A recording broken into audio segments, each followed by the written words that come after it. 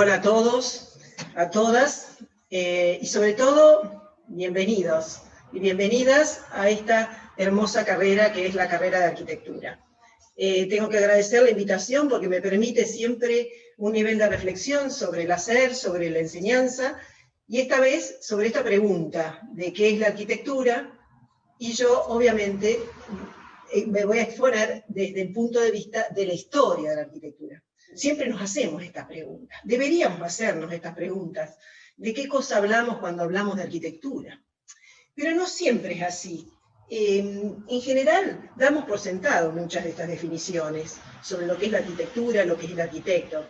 Y el imaginario colectivo, los familiares, los medios, la tradición, han construido a lo largo del tiempo una idea de lo que la arquitectura es.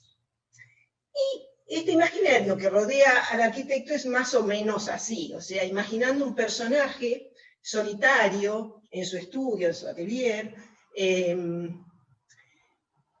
sentado en un ordenador, en otro tiempo en una mesa de dibujo.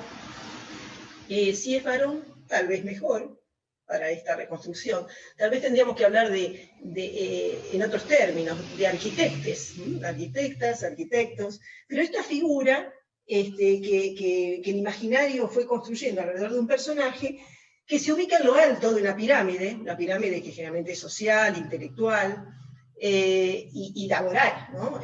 Consta de alguno que otro socio o socia muchas veces, asociados en muchos casos, y una hueste de auxiliares, de colaboradores que generalmente se recaban entre los estudiantes avanzados de arquitectura. Muchas veces ni siquiera pagos. ¿Por qué? Porque es como acceder a un nivel de los estudios de arquitectura, de los grandes desarrollos, de las grandes obras. Y ese derecho de piso se paga, inclusive hasta la vestimenta, ¿no? Esto de los trajes oscuros, esto de sentarse y esperar un llamado, ¿no? Esperar que alguien haga un encargo. Y bueno, si el cliente es unipersonal, bueno, llamará, mediarán una serie de entrevistas, una serie de renders, de propuestas, intentando algún tipo de participación en el cliente, y que, bueno, con simulaciones y perspectivas a mano alzada, croquis, se intentará transmitir la idea que el arquitecto, la arquitecta, tiene sobre la cosa. O sea, nosotros situados dentro de lo que es el trabajo intelectual que está imponiendo, de alguna manera, una manera de ver el mundo y de resolver un problema de la arquitectura. Si el cliente no es unipersonal, si es un consorcio, si es un fideicomiso, tanto mejor, ¿no? Accedemos a los grandes desarrolladores. Pero en ese caso, muchas veces, la experimentación formal va a estar limitada justamente por el recurso de la computadora, del reglamento de edificación y de los metros cuadrados que pueden sacarse de ahí. Y aunque es exagerado, este imaginario es más o menos así. Y en muchas profesiones llamadas liberales es así. Esta idea de mecenas, esta idea de la inclusión en un círculo intelectual, social, cultural determinado, al cual se accede. Y es una idea que no es nueva, que viene construyéndose a lo largo de la historia. Y ahora voy a hablar un poco de historia, yo no podía ser menos, así que les voy a decir que nuestra institución, la arquitectura como tal, eso es una construcción reciente, o sea, data de 5 o 6 siglos para atrás. En el periodo, se construye alrededor del periodo que llamamos Renacimiento, siglo XV, XVI, donde esta figura del arquitecto se despega del artesanado, donde el ciclo de la razón se despega del ciclo del oscurantismo medieval, donde la firma, el autor, lo individual, cobra una importancia fundamental y se destaca por sobre lo colectivo, lo anónimo, lo coral que podía tener la Edad Media. Instrumenta una serie de elementos necesarios para llevar adelante la arquitectura, para producirla. Uno de ellos es la perspectiva. Que la perspectiva, ustedes ya habrán incursionado en ese tema en algún momento, es una manera de representar, no la única manera. Y es la manera por excelencia occidental de representar el mundo. Entonces eso implica una visión, no es solamente un instrumento, sino que implica una visión del mundo. Una visión del mundo que separa aquello que es teórico, intelectual, de lo que es manual, artesanal, técnico, arte y construcción. A partir de ahí este dilema eterno de lo que hacen los arquitectos, lo que hacen los ingenieros, que parece que fueran esferas totalmente diferentes. Y entrados más ya en el siglo XX, los arquitectos modernos, los maestros se llama de arquitectura del siglo XX, Le Corbusier, Wright, Alvarado, Mies van der Rohe, Gropius, junto con los historiadores del movimiento moderno, los críticos, los teóricos, como Gideon, Peffner, Sevi, van reforzando esta idea y van construyendo lo que entendemos que es el movimiento moderno, que más allá de ser un lenguaje racionalista de muros blancos, volúmenes estereométricos, contrastes de textura, ventanas corridas, pilotis, diría Le Corbusier, en la terraza jardín, etc. Más que eso, es una manera de abordar la ciudad, el territorio, la vivienda, porque a partir de ahí se genera esta idea de que el arquitecto o la arquitecta es el encargado de diseñar todo, absolutamente todo, desde, como decía un crítico, desde la cuchara a la ciudad, pasando por toda esa escala. El especialista, centrado en su saber y en su disciplina, aborda el desarrollo del territorio, de la ciudad, lo constriñe a determinadas funciones. Los congresos internacionales de arquitectura moderna de los años 30 establecieron 4 funciones para la ciudad. O sea, habitar, trabajar, recrearse y circular. O sea, a eso se remitía, a una escala determinada. No quiere decir que sea lo único, pero sí, esta es una corriente hegemónica que fue impuesta a través de un discurso especializado, el discurso historiográfico, la historia de la arquitectura, y a través de la experimentación de algunos maestros de la arquitectura que hegemónicamente definieron lo que era la arquitectura del siglo XX, la arquitectura moderna. Así como los historiadores del arte y los artistas de la abstracción decidieron qué era el arte moderno para el siglo XX. Pero el avance del siglo XX, y ya después en el siglo XXI, demostró la ineficacia de estos postulados. Urbanizaciones del tipo de Tlatelolco en México, por ejemplo, con una cantidad de, con las 4 funciones, pero con una especie de mega bloques, 130 bloques de edificios, con 15.000 viviendas, donde llegaron a vivir casi 100.000 personas. Piensen que es una ciudad grande, una ciudad mediana por lo menos. Eso hizo esa escala, y sobre todo en América, que se replicó muchísimo, que es donde los arquitectos modernos pudieron experimentar esas ideas, hizo explotar esta idea, que fue de la mano de cambios sustanciales en el pensamiento, ¿no? Que fue de la mano de cambios en las perspectivas de ver el mundo, desde la filosofía, la antropología, la sociología, la comunicación, la semiología, etc. O sea, que hizo en las distintas disciplinas, como vasos comunicantes, poner en crisis esa omnipresencia de la razón, y ese pensar absoluto del control, y esa idea de desarrollo infinito, un desarrollo que hoy por hoy nos damos cuenta de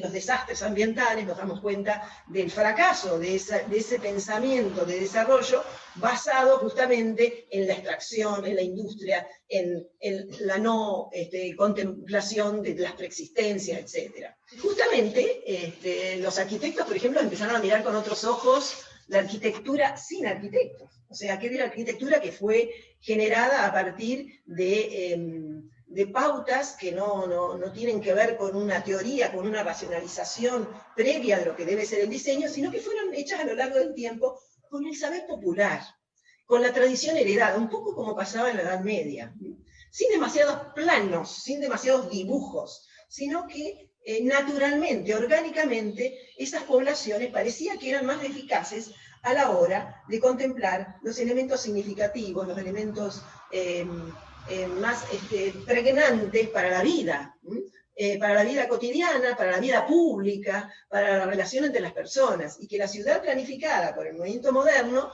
parecía que justamente iba en contra o constreñía todo ese aspecto simbólico, emotivo, afectivo, cotidiano, vulgar, popular, que no se lo tenemos que achacar a los maestros ni al movimiento moderno de arquitectura. O sea, como les decía, esto es parte de toda una corriente mucho mayor en la cual obviamente está omnipresente el desarrollo del capitalismo. Que el desarrollo del capitalismo toma esta mecánica de producción de la ciudad a niveles desenfrenados de especulación inmobiliaria. Entonces, esto tiene que ver también con la masificación de las grandes ciudades, con la explosión demográfica, con un montón de cuestiones. Y volviendo a ese personaje ficticio que dijimos al principio, que describimos un poco irónicamente al principio, tenemos que recordar que muchas veces ese teléfono que está esperando esta figura tranquila en su estudio, no suena, o no aparece un mensaje, no aparece el mail, o lo que fuera en este momento, ¿no? No suena el teléfono, porque, digamos, esta idea de profesional, liberal, de intelectual, separado, digamos, de la realidad, de la práctica, de la experiencia, va desapareciendo. No obstante, los organismos colegiados, las agremiaciones, lo defienden con uñas y dientes, o sea, tanto sean los concursos, en las premiaciones, en la misma academia, en la enseñanza de la arquitectura, se sigue enseñando de esta forma, en algunos casos. Pero evidentemente esa figura se va debilitando. Y es posible percibir hoy en día, con claridad, otra mirada sobre la disciplina y la profesión. Hay un movimiento llamado, y ustedes lo van a ver en muchos, lo van a escuchar en conferencias, lo van a ver en las revistas especializadas, en revistas estrella, plataformas estrella como ArchiDaily, que se dedica a rastrear la acción y la producción de los llamados colectivos de arquitectura. ¿Y esto qué significa? Hay veces que no son tan colectivos, piensen que son una o dos personas como si fuera un estudio profesional cualquiera. Otros son numerosas personas que no son solo arquitectos, sino fotógrafos, antropólogos, idóneos, etc. Esto es un repensar de la producción de la arquitectura desde otro lugar, como decía, desde otra mirada, pensando en cómo integrar a la comunidad, pero no integrarla bajo mis directivas, sino justamente sumergirse en la horizontalidad, en la participación efectiva junto con los interesados en un proyecto, y a partir de ahí generar estrategias que van a ser coordinadas y van a ser llevadas a cabo desde distintas disciplinas y ángulos. Obviamente que en estos grupos profesionales que se incorporan los oficios, lo artesanal, y aquí, ya que digo esto, hay dos cuestiones que se ponen en tela de juicio o en crisis total. Dos cuestiones que están muy vinculadas a la estructura capitalista, que es la idea de autor y la idea de propiedad intelectual. Esto de que esto es mío y no lo puede tocar nadie, esto que yo diseñé y nadie lo puede modificar, ni siquiera los propios clientes a los cuales yo lo destiné, etc. Y esta idea de autor que se diluye, como les decía, en lo colectivo. Generalmente estos grupos tienen nombre fantasía, en los cuales los líderes, que podría haber, están metidos dentro del conjunto. Hay un sociólogo, Richard Sennett, que escribe un texto que es muy importante que se consulte, que se llama El artesano, donde él desarrolla toda una idea acerca de cómo el artesano no es aquel que trabaja manualmente sobre un oficio y no piensa, y no elabora teoría, sino que al revés, está reivindicando la labor del artesano, como el artesano de la Edad Media, que elabora y reflexiona sobre lo que está haciendo, a partir de lo que está haciendo. O sea, es como invertir el mecanismo de pensamiento, de aquello que viene de arriba, de lo general, de lo teórico, a lo particular, lo micro, desde el territorio, desde la masa informe de la arcilla, si es un artista, de lo que fuera, es que va pensando. Johanny Balasma, por ejemplo, escribe La mano que piensa. O sea, con el dibujo, no solamente yo estoy haciendo una traducción de algo que alguien pensó o yo pensé, sino que estoy pensando, estoy proyectando, estoy reflexionando y estoy elaborando teoría también. Hay preferencias, obviamente, por una arquitectura que no es espectacular, que no son esas grandes formas que deleitan a las grandes y lujosas revistas especializadas. se prefiere la pequeña escala, algo que se llama acupuntura urbana, que es como ir cosiendo, como ir conectando pequeñas partes de la ciudad o de un edificio, y que de alguna manera producen una innovación, pero teniendo en cuenta preexistencia. Ya la tabula rasa que se hablaba del movimiento moderno, aquella idea de que primero había que destruir la ciudad, o sea, algunos grupos de artistas como los futuristas decían, la guerra es un mal necesario porque destruye la sociedad actual y las construcciones actuales, y vamos a construir y edificar una sociedad nueva con una arquitectura nueva. O sea, esa idea de tabla rasa se desestima por diversas razones. También hay cuestiones políticas, económicas. La era neoliberal que arrasó con nuestras economías también hace que nosotros repensemos el valor de lo que tenemos, y no solamente un valor afectivo, sino también un valor económico, ¿no? Ariel Jakubowicz habla de colectivos asamblearios, o sea, cómo aprovechar la experiencia de la recuperación de las fábricas, por ejemplo, como Loma Negra, y generar un movimiento colectivo que pueda pensar una recuperación por ahí de los edificios industriales en desuso para vivienda o para equipamiento colectivo, educativo, etc. Cómo pensar esa arquitectura no como algo que desde hoy para siempre, sino como algo contingente. O sea, es una postura, reconozcamos, limitada, que no pretende transformar el mundo. Esa idea, esa utopía, ya cayó. Es tal vez más nostálgico esto, tal vez más que nostálgico, más que nostálgico, a lo mejor ustedes dirán conformista, o sea, porque tiende a reparar y encontrar nichos en donde hay condiciones de posibilidad, en generar oportunidades, pero nunca esas oportunidades es el todo. Esa utopía de la modernidad que pensaba cambiar el mundo, en muchos casos para mejor. Le Corbusier decía arquitectura, revolución. O sea, la arquitectura debía servir para eso. Y en estos casos tiene una limitación específica, pero efectiva, porque sumada a muchísimas experiencias, eso redunda en un mejoramiento de la calidad de vida. Sin embargo, hay resistencia. Todavía hoy, cuando uno habla de estas cosas, a mí me ha pasado en charlas en distintas universidades que me han invitado, en algunas parecerles fabuloso, pero en otras mirarme con mucho recelo. O sea, esta no está hablando de arquitectura, está hablando de otra cosa. Sí, está bien, eso es...